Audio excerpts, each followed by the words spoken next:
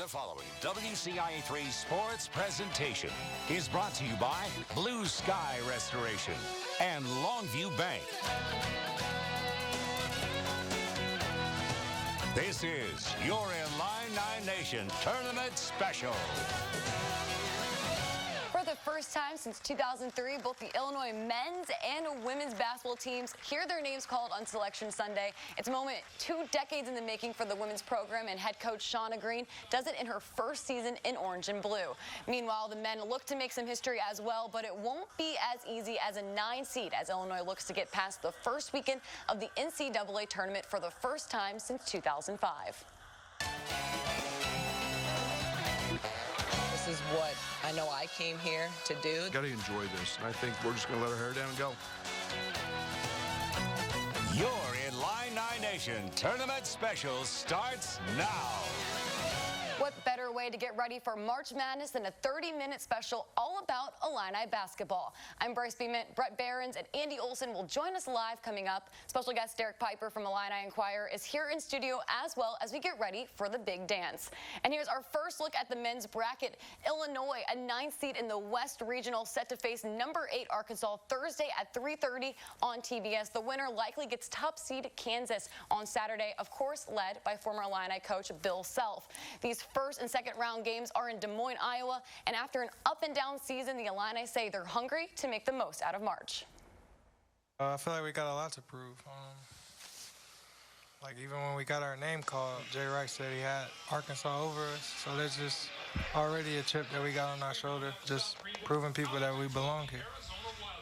We have team coverage of both Illinois basketball teams in the tournament. Sports director Bret Beherns is live with the men in Des Moines, Iowa. Andy Olson is live with the women in South Bend, Indiana. Bret, we start with you. I hear Central Iowa is nice this time of year.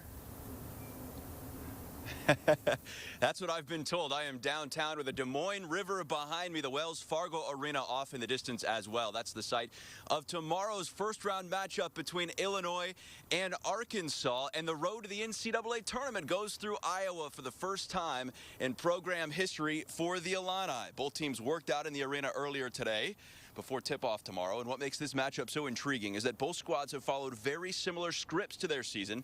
Very talented rosters, some quality wins along the way, but also plenty of head-scratching moments, late leads that have slipped away, big-time comebacks that fell short, and just about everything in between.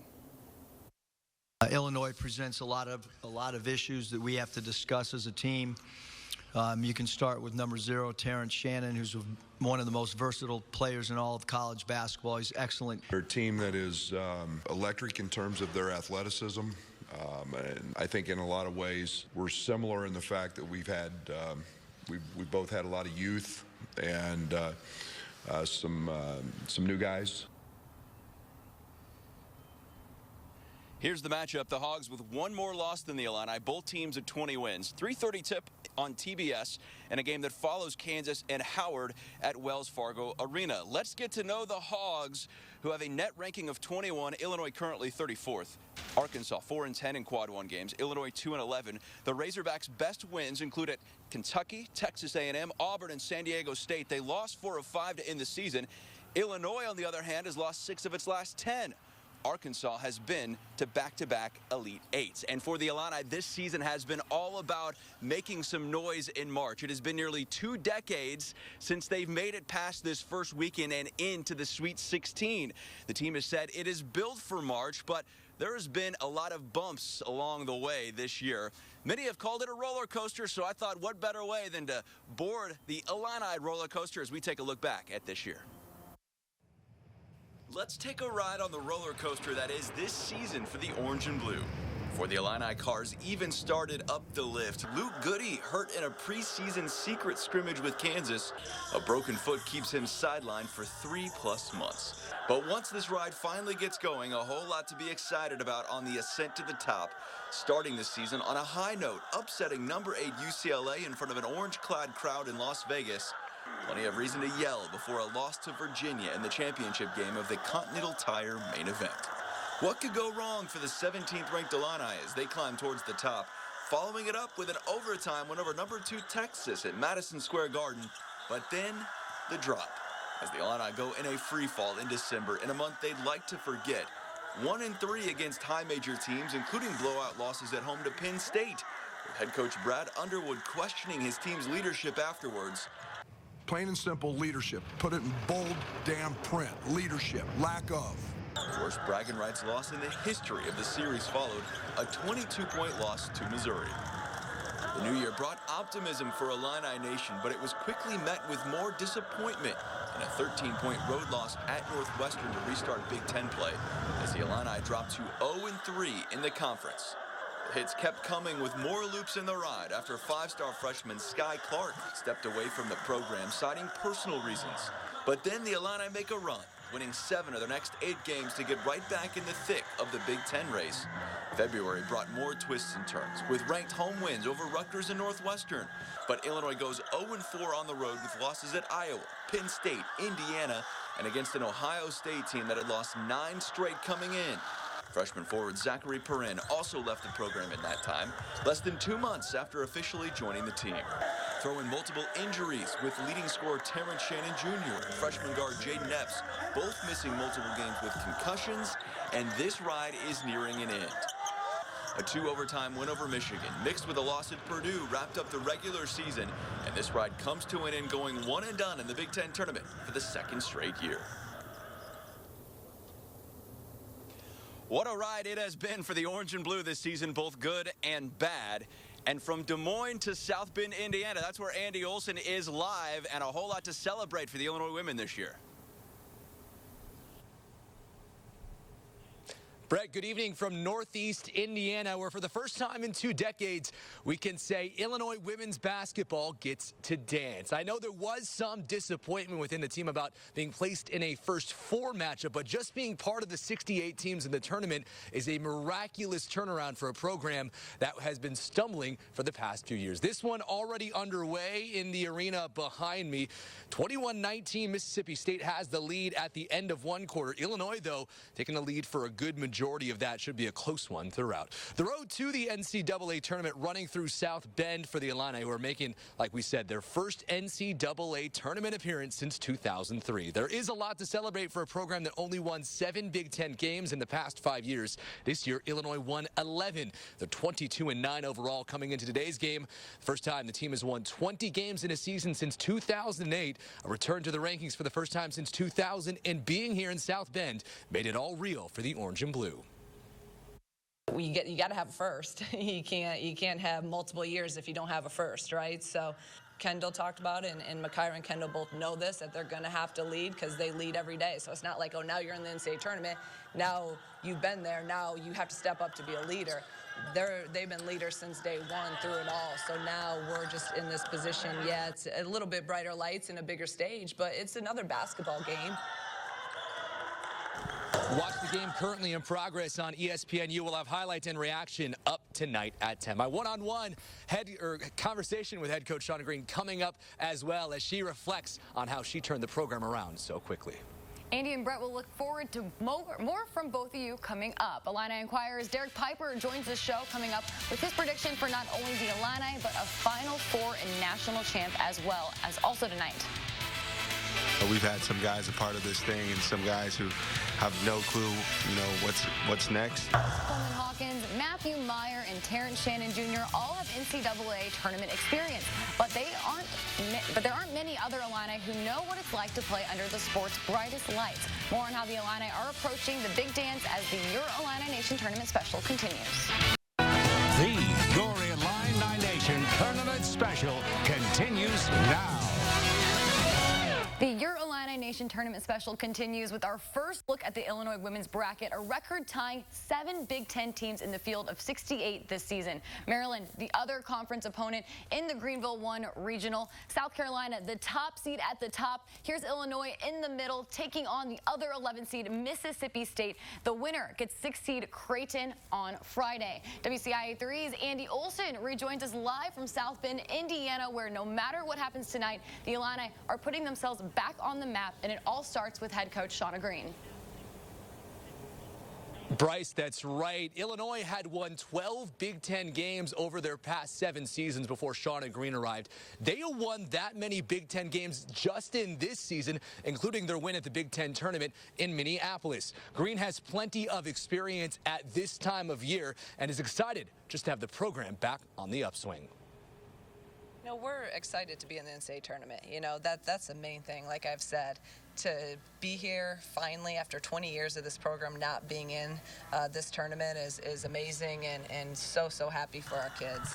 Last year, you also got to play in that first four and get that kind of experience of playing on one of those early days and then have that quick turnaround. Is there anything that you can take from that at Dayton that helps you this time around? You guys get ready for a short prep? Yeah, you know, like I said, at this point, it's almost, I kind of like that we play right away, that we don't have another 4 or 5 days waiting. And it's good. We get that game in, and hopefully you can win that game, and then, you know, just keep it moving, and you have a game under your belt already in the tournament. And so they do a great job of it. You know, obviously playing last year in it, the first time that has been that part of the tournament, with the first 4, whatever you want to call it on the women's side.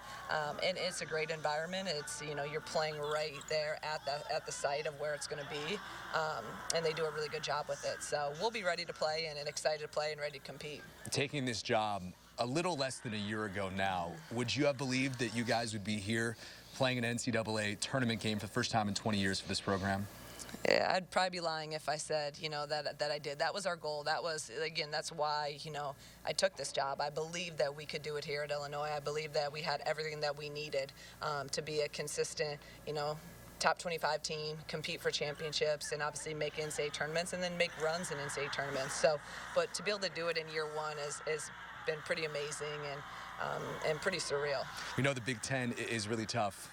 We've heard from both sides, kind of done playing in conference. Do you kind of get excited about that as well, seeing someone outside the Big Ten? Yeah, I mean, the Big Ten is just such a brutal league. You know, it's so deep, and every single team is good. And the good thing about this league is it prepares us so well. We've seen everything, you know, and now going in and playing an SEC opponent, you know, I know we'll be ready. I know the men will be ready just because of the Big Ten play and how that prepares us. And it's an arena that you guys have seen rather recently. You have some players who have experienced this type of win-or-go-home environment.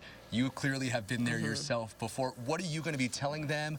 What do you think the players are going to be talking about, at least the ones who have experienced it, now going into a place where the program hasn't been, like we said? You know, I want our players to enjoy it. And I think now, too, like, you know, you can look at it like we have something to prove. And you know, we want to prove to people that we deserve, you know, maybe a better seating or this or that. And I'm fine. We'll go with that. And whatever gets them ready to play. But, you know, it's just about going in there and just playing our game. You know, it is. It's in an NCAA tournament, but you got to approach it. And you just got to go out there and play, and you can't overthink it. You do what we've done all year, be us, and see how it goes. To watch my full conversation with Shauna Green, head to our website, YourIllinination.com. From South Bend back to Des Moines, we're spread across the map, bringing you the best Illinois coverage. And for the men, there's a lot riding on this week. Illini Nation certainly feeling that second weekend drought going on nearly 20 years now. How the 3-ball could help get them past that drought despite Illinois being one of the worst 3-point shooting teams in the country.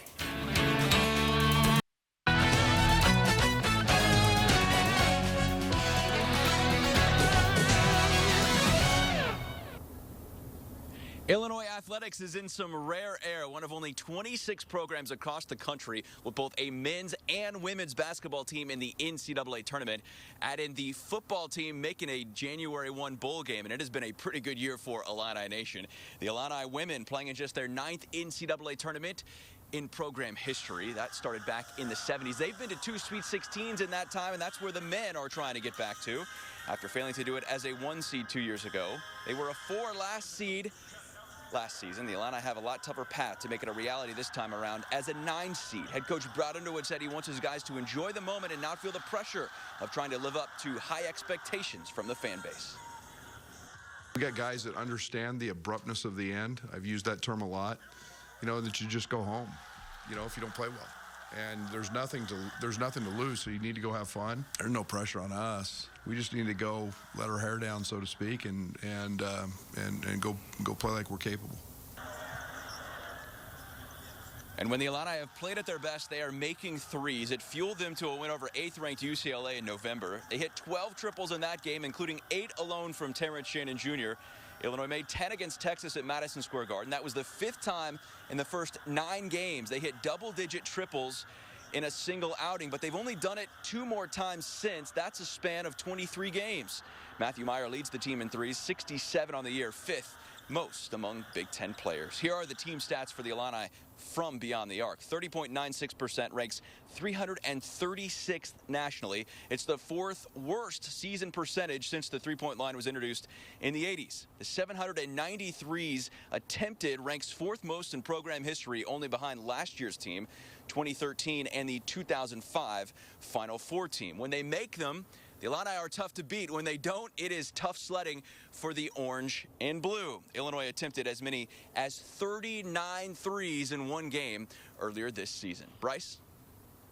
Derek Piper joins us in studio with more on the Illini. We'll get to your turning prediction coming up, how far you have the Illini advancing, plus an overall winner. But let's start with this. Illinois head coach Brad Underwood says there's no pressure on his team in the NCAA tournament. Are you buying it in a season full of expectations to finally get to the Sweet 16? I'm buying it a little bit. I think for a team that expectations, optimism for the fan base externally, when you think about the national talking heads and what they think out of this team, it's kind of eroded. There's not as much expectations, but this team, if they want to live up to what they've told us, which is they can beat anybody in the country, they can go as far as they want to, there's a little bit of pressure. And of course, the pressure on Brad Underwood of not reaching the second weekend, that still lingers over him and over this program. They haven't gotten to the Sweet 16 since 2005. Coleman Hawkins called the Illinois offense structured randomness back in Big Ten media days, and Underwood called an audible on both the offense and defensive philosophies mid-year. How have they changed to get to what we see now? They just didn't have the structure. It was hard for them to really get into a rhythm, get into their offense. So they've gone to the spread. It has a little bit more of structure and understanding where guys are going to be, and that helps cohesion. On paper, Illinois and Arkansas are very similar. How do you think they kind of mirror each other, and what do you kind of see with these two teams? They both have a lot of talent, athleticism for sure, but then on the downside, inconsistency has really been a defining factor for both of these teams, and then both really struggle to shoot the three. It's funny, Arkansas tends to start fast. Illinois, of course, digs those early holes. Illinois slow starting, then rally in the second half. Arkansas gets out to big leads, and then they end up usually blowing that. But yeah, Arkansas has a lot of talent. You look at their top 2 players, Nick Smith Jr., Anthony Black, projected lottery picks right now in the NBA draft. Like teams, and they might be looking in the mirror a little bit. All right, Derek. Well, let's get into your predictions for both the Illini and the Big Dance as a whole here. Here is your bracket so far. Kansas, Arkansas here, Illinois. What do you kind of see happening here? You have Kansas going all the way, Arkansas actually beating Illinois. What are your thoughts with that? And I guess, why did you choose that? The 2 things that Illinois has going for them, individual talent, athleticism. I just think Arkansas has more of both. And also Eric Musselman's found a way to get his squad to the Elite 8 in back-to-back years. Of course, we talk about Illinois not being able to go on an extended run. So his experience of guiding his teams deep into the tournament, I think, will bode well for Arkansas. And then Kansas, obviously getting over a 16 seed and then matching up with Arkansas. I do have Kansas moving on there to the Sweet 16. Kansas going all the way to the Sweet 16. Talk to me a little bit about what you decided here and what made you kind of think of these decisions. I think Kansas is just more the consistent team than Arkansas ultimately. Bill Self, probably the best coach in the country right now. Then UConn coming out of that other pod, they're really rolling well going into the tournament. I think that they will match up with Kansas, and that will be a great battle there in the Sweet 16. All right, Derek, time for your final 4 picks here. What do you have with this? Talk to me a little bit about, you have Memphis, a number 8 seed. You don't have any number 1s as well. I guess, what are your thoughts? Why did you choose these 4 here? Don't take my advice. That's my thoughts, number 1. I have Gonzaga beating Arizona, a West Coast battle for the first time in their school history, winning the national title. All right, well, I guess we'll see what happens. It is March Madness. Who knows? We might have a 15 team here. You never know what happens in March. That's what we love. That's what we love. That's why it's March Madness. All right, Derek, thank you so much. To hear even more from Derek, watch the Illini Nation pregame show. He's live on our digital channels before every game. Watch directly on our WCIA 3 Facebook, Twitter, and YouTube timelines. We've still got more to come here on the Illini Nation Tournament Special. One last check with the Illini men and women following our final timeout next. From Las Vegas to New York City and everywhere in between, our sports team has covered Illinois basketball every step of the way this season. And that includes the postseason as we rejoin Bret Beherns live in Des Moines, Iowa with the men, Andy Olson live with the women in South Bend, Indiana. And Bret, it all comes down to this. Despite the up-and-down nature of this season, the Illini still have a chance to change the narrative and leave Illini Nation feeling good if they can somehow get out of this first and second round of the NCAA tournament. That's what fans will remember, and head coach Brad Underwood said his team is ready. Everything that you do to this point is to get you to this point. You know, I've kind of used the term let your hair down and let's go play, and we've talked a lot about that.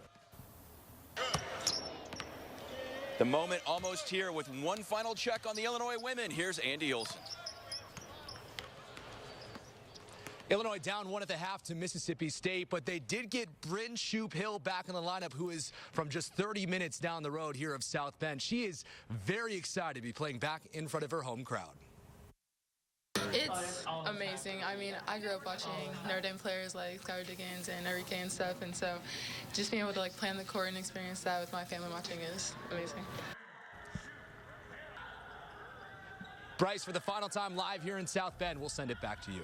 Andy, Bret, thanks so much.